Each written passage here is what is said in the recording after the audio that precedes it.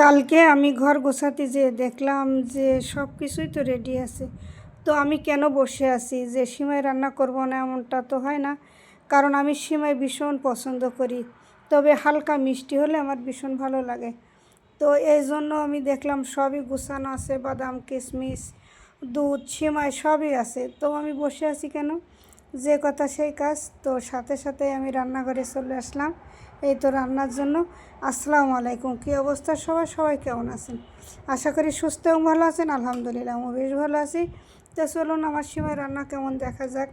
তো আমি কিন্তু পাতলা সিমাই পছন্দ করি, অনেক পাতলা খাই আমি।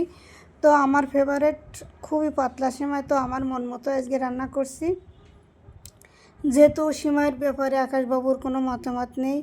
সে যেমন হোক তেমন হোক, যেমন দেবেন তেমন খাবে, আকাশবাবু কোনো কথাই বলবে না। তো আকাশবাবুর কথা না ভেবে নিজের মতামত দিয়েই আমি সিমাই রান্না করলাম। আর আকাশের দাদি রান্না করতো কীভাবে জানেন? 1 মুঠো সিমাই আর 1 কেজি দুধ দিয়ে, সব মশলা দিয়ে, সব কিছুই গিলাসের ভিতরে দিয়ে সবাই খাবে। আমার যখন নতুন বিয়ে হয়েছে তখন আমি ওদের বাড়ি ঈদ করছি প্রথমবার। তো দেখি কি সবাই সিমাই খাচ্ছে গিলাসে করে। আমি কাছে আমি কী ব্যাপারে, এ কি এমন সিমাই রান্না করার কাছে? হ্যাঁ মা, এইভাবে রান্না করি আমরা, তো খেয়ে দেখো কেমন লাগে। তো ওদের ওই সিমাই রান্না করা দেখে তো আমার খুবই হাসি পাচ্ছিল। সাথে আমার একটা ভাই গেছিলো ঈদের দিন আমাদের আনার জন্য। তো সেও দেখে অবাক যে এমন সিমাই তো কখনো দেখিনি, যে পানির মতো সিমাই চুমুক দিয়ে খাওয়া লাগে, তাও আবার গিলাসে করে। আমি তো হাসতে হাসতে বাঁচি না। তো আমার শাশুড়ি বললাম, মা একটু খেয়ে দেখো না, ভালো লাগবে, যদি না লাগে তো তুমি তোমার মতো করে রান্না করে খেও। তো আমিও আমার শাশুড়ির কথা মতো আমি সিমাইটা টেস্ট করলাম, খেয়ে দেখলাম যে কেমন লাগে। আমিও একটা গিলাস বের করলাম, বের করে দেখি, আমি বলছি আমার দেন। তো দেওয়ার পর আমি খেয়ে দেখলাম, না আসলে অনেক সুন্দর হয়েছে।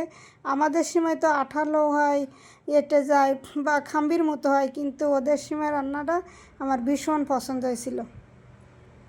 তো সেখান থেকেই আমি সেই সিমাই রান্নাটা শিখছি, ওরকম পাতলা। তো পাতলা সিমাই খেতে অনেক ভালো লাগে। মাঝে মধ্যে আমার আপার বড়ো ছেলে সোহাগ, ও বলে, আন্টি তোদের এখানে যে কী সিমাই রান্না করে, ওই সিমাই একদিন রান্না করিস তো, অনেক মজা লাগে খেতে। আসলে ওরা খালি দুধ দিয়ে সব মশলা দিয়ে অনেক জাল করে, তারপরে হালকা করে সিমাই দেয়। তো খেতে আসলে অনেক মজা লাগে।